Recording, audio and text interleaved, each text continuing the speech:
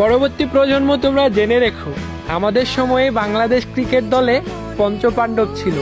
এই পঞ্চপাণ্ডবের হয়তো আন্তর্জাতিক কোনো শিরোপা ছিল না, কিন্তু আমাদের ক্রিকেট প্রেমীদের কাছে এই পঞ্চপাণ্ডব এক একজন শিরোপা ছিল।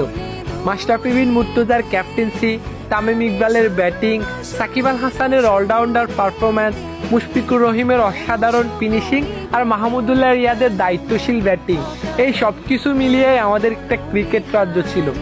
এই পঞ্চপাণ্ডবের জয়ে আমরা সবাই হেসেছি, আর এই পঞ্চপাণ্ডবের পরাজয়ে আমরা সবাই কেঁদেছি। এই পঞ্চপাণ্ডবের সময়ে তারা শিরোপা জিতুক আর না জিতুক, আমাদের সকল ক্রিকেট প্রেমীদের তারা মন জয় করতে পেরেছিল। তোমাদেরকে বাংলাদেশ ক্রিকেট মনে রাখবে সারা জীবন। সবকিছুর জন্য তোমাদেরকে ধন্যবাদ পঞ্চপাণ্ডব।